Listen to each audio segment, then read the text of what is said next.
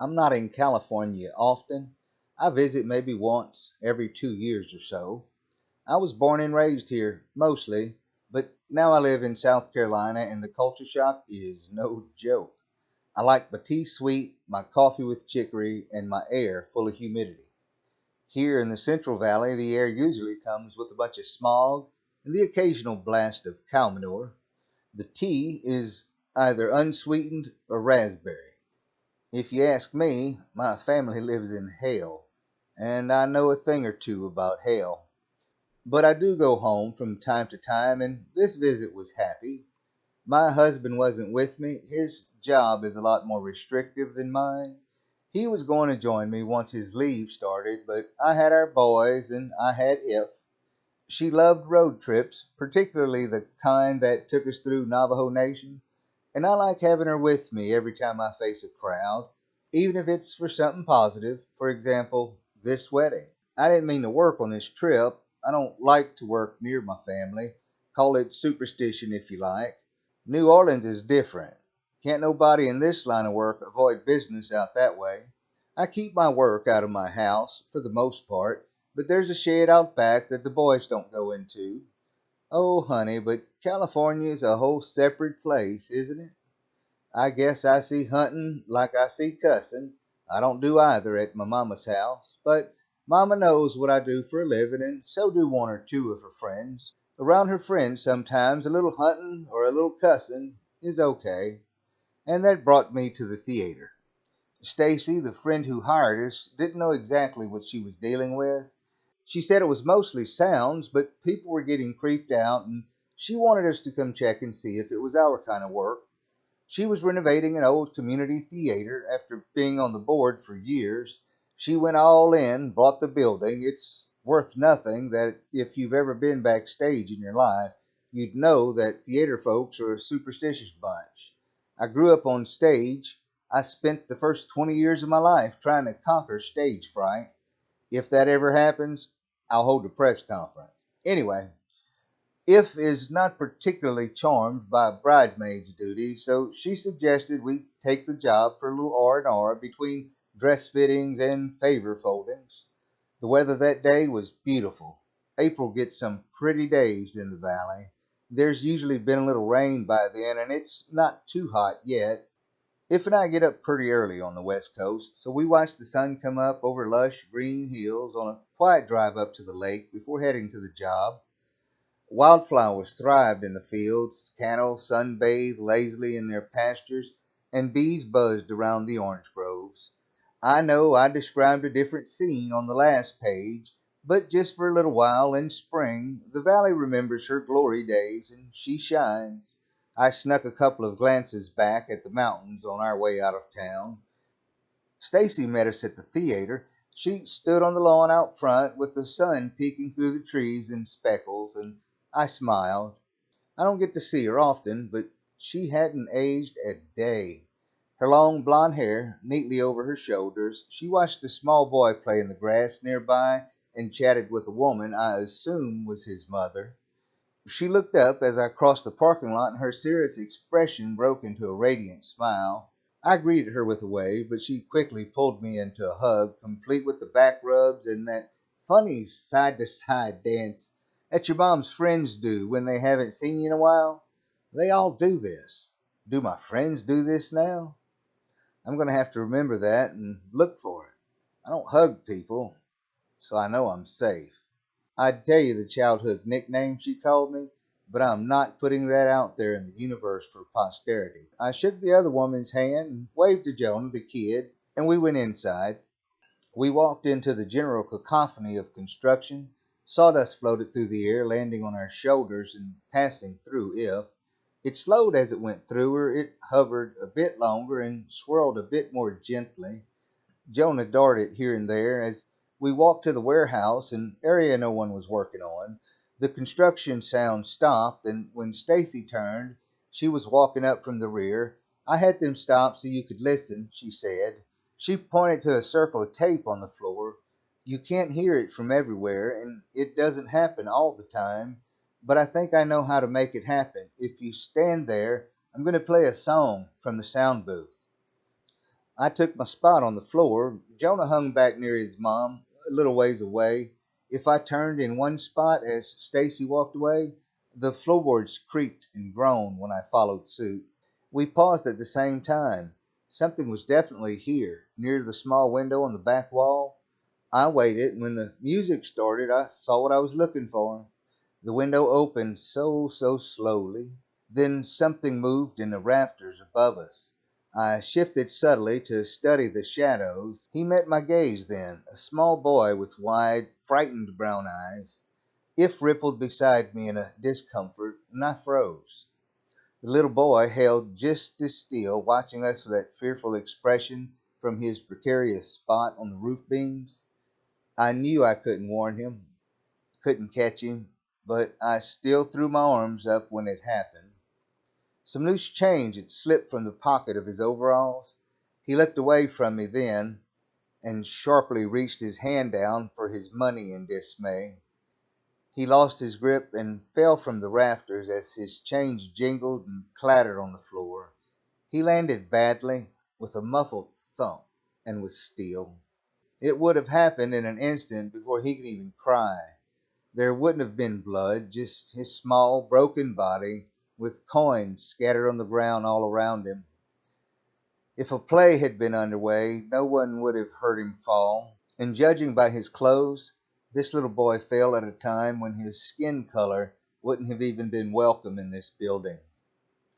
I closed my eyes for a second, and I heard the music gradually fading away. I don't usually take cases involving kids, but somehow they find me. Even before I had my own, these ones hurt more than the other kinds. They even bother If, and she's hard to disturb. It's not that kids' jobs are hard. Most of them have nothing to do with moving on. They're just confused or they've gotten lost. Innocence goes a long way in preserving a soul, so it doesn't tatter and fray with the passing of time. It just makes the cases so damn sad. But when I opened my eyes, she was floating near him. With her face turned away, I could see her mouth moving. She was asking him to get up so he could talk to me. My stomach rolled as the little boy pushed himself up and started to gather his money. He couldn't seem to pick any of it up. He gestured to the coins, and If cocked her head. She doesn't have feet, but she applied pressure to a board next to her, and it squeaked in protest. She nodded to him, and he looked back up at me. He licked his lips nervously. She say, his voice came out in a dry croak. He swallowed, those dark eyes glistening, and started again. She say I'm not in trouble. She's right, I agreed. You're not in trouble. I'm Wren. I'm here to help you go home. He gestured to Leah, who had scooped up Jonah into her arms and pressed him to her chest. What about her? He asked suspiciously. Stacy walked into the warehouse then, and the little boy held his ground, but shrank back when she gasped. Leah looked from me to Stacy, eyes wide with confusion, and I realized she couldn't see him. Don't worry about anybody else, I said, shooting Stacy a meaningful look. She had a hand over her mouth, but she nodded and lowered it. Clearing her throat, she asked, Is it all right if we sit down? We're not here to hurt you. Leah clutched the back of Jonah's head, but she followed Stacy's lead, and they lowered themselves to sit on the floor. Jonah craned his neck around, and when he caught a glimpse of our ghostly little visitor, he let out a startled yip. Who are you? He cried. Jonah, this is our friend, I said gently. He's visiting the theater, but it's time for him to go home now, okay? We're going to help get him home. Jonah squirmed in his mother's arm and wrenched himself free. Is he dead? He asked, incredulous. A horrified Leah tried to gather him back to her, but he fought hard. That's a ghost boy, he shouted, pointing. The other little boy took a few steps back as if preparing to run, but he backed into If. She said something quiet to him, and he shook his head. She gestured to the floor and then to me, and though his little face was set in hard lines, he nodded. His name is James, I said to him. He's ready to go home, but he needs all his pocket money. He thinks it's under the floor and he can't reach it. Jonah, I said softly. I kept my voice calm and quiet. If the little boy took off, he might not let us see him again, and if he turned hostile, he could make Stacy's life a lot harder. So far, he just seemed to want to watch a show. This is James, I continued. He lost his money under the floorboard. Do you think we can help him get it out? Jonah brightened. You want a hammer? He asked, all fear extinguished from the exciting prospect of demolition. I nodded to Leah. Or a crowbar. We need to lift the floorboards, I explained. She took Jonah's hands and led him off to find one, and I turned back to James. You feel like talking to me for a little while, James? I asked. He looked at If and then back to me. He ducked his chin once. Okay. Can you tell me what year it is for you? Yes, ma'am, it's 1947. He jerked his chin at If. She says I've been here a long time. You have, I agreed. Have you watched a lot of shows here? Another nod. Do you have a favorite show? I asked as Leah and Stacy walked back in with tools. Behind them were some of the workmen waiting to see for themselves what was going on. I held up a hand to stop them for a second. Peter Pan, he answered, eyeing the small crowd in the room. He never grew up, like me. That sent a spear straight through my heart, but I kept my grimace to myself. You've been here a while. If tells me you'd like to go home now. Is that right? He nodded. I got to get all my money, but it fell under the floor and I can't pick it up no more. We can help you with that, I said. I glanced back at the others. Leah was sobbing with her fist pressed to her mouth. I looked to Mary and she shook her head suddenly. Okay, I could come back to that. Can we help James pick up his money, y'all? I said over my shoulder. Over their murmured agreements, James piped up. How come you got white people and black people working here? Can he see me? He asked, pointing. Marcus, the man in question, nodded. I can see you, James. A lot of black people come here now, James told him matter of factly. They even be in the shows? Even in Peter Pan? That's right, said Marcus. Times are different now. Different how? James challenged. We have a black president, Armando offered, blushing when we all looked at him. No, you don't, said James, laughing. No, you don't, crazy. He looked up at If, who nodded, then back at Marcus. Really? Really, Marcus confirmed. President of the whole country is black? James' mouth had fallen open in disbelief. He looked back to If, then his small face fell. I must be here 1,000 years, he said softly. Not quite, I said. Who do you have back home waiting for you, buddy?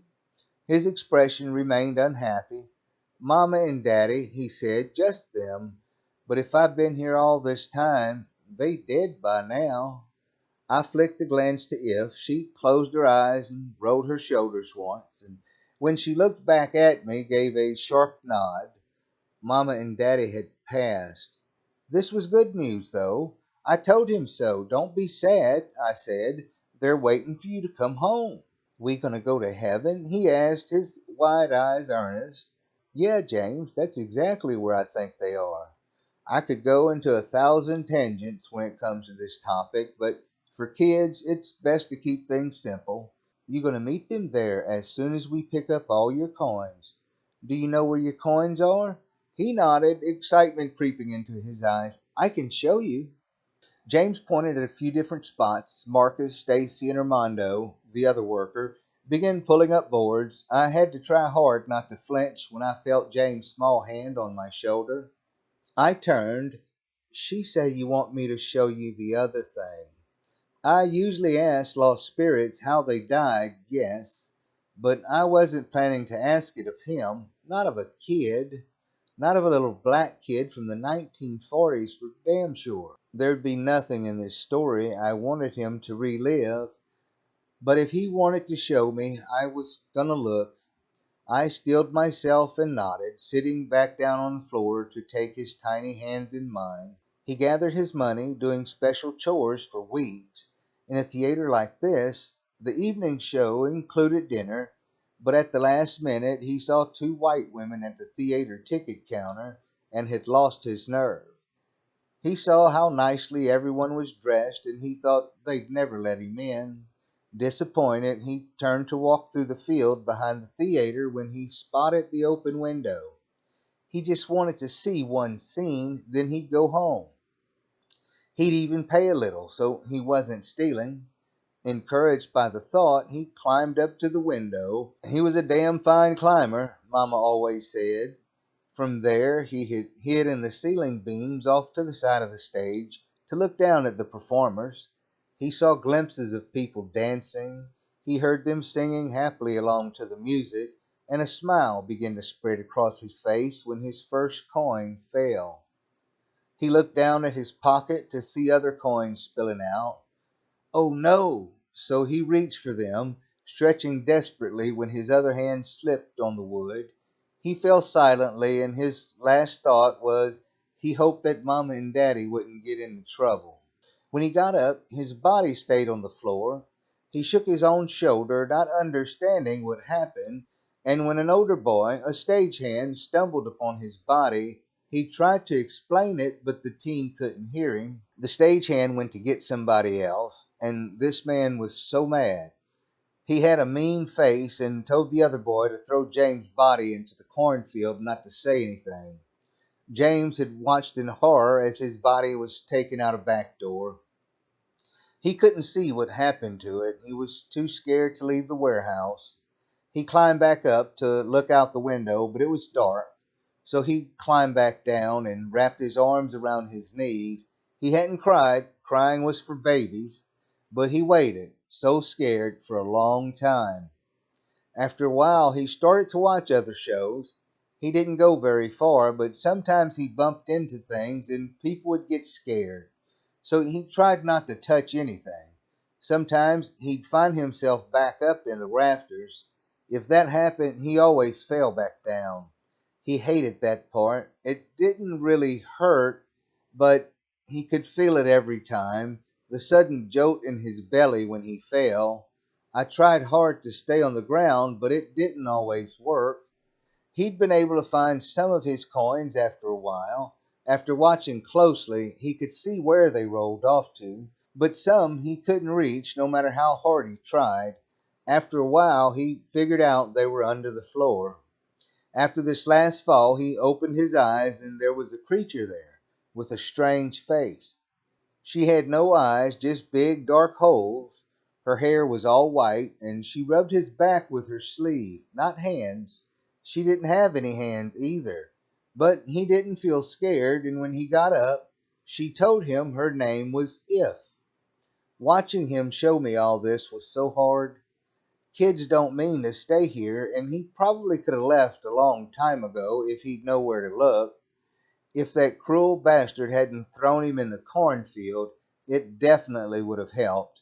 That teenager may have buried him, left him for the buzzards, or thrown him in the canal, but whatever happened to his body, his parents never got to find out.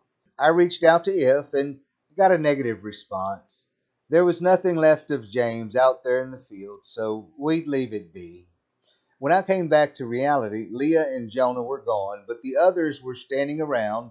Marcus held out his closed hand, and when I reached up, he poured the coins into my palm, and If nudged me, pass them here. She cupped her empty hands, accepted the coins. Then she gave them to James, who held out his hands eagerly.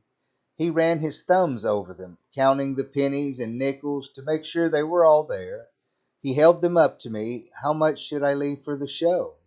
He asked, and what was left of my heart broke. None of it, buddy. You get to keep it all and take it home. He put them safely back into his pocket with a happy whoop and his hands on his hips. What am I going to do now? He asked brightly. You're going home, I answered. You want to go through the front door? James looked over his shoulder at the window. Don't I gotta go through there? I shook my head and got to my feet. Nah, let's go this way. He followed me hesitantly at first, then more boldly. He commented on the chairs as we passed and the stage curtains. For the first time in over 65 years, this little boy was just a kid, babbling about stuff that made him happy. My heart twisted the whole way across the theater. When we got through the lobby to the front doors, Armando and Marcus opened them wide for him. "Right this way, little man," Marcus said, and James grinned. He marched past us happily, and a moment later he just vanished. If drifted through and hovered just outside the doors. Then she turned back to me and nodded. James was home. After a short conversation with Stacy and two workers back in the lobby, I excused myself, got another hug from Stacy, and headed out, If on my shoulder. I wanted to go and try on shoes, If asked solemnly, as I got back into my truck. I couldn't help it. I laughed. Sure, what the hell? I was, after all, in town for a wedding. I took the back roads home with the windows down. It was such a beautiful day. I didn't forget about Leah. She has her own problems, but we'll talk about that another day. I told y'all I really don't like it when cases involve kids.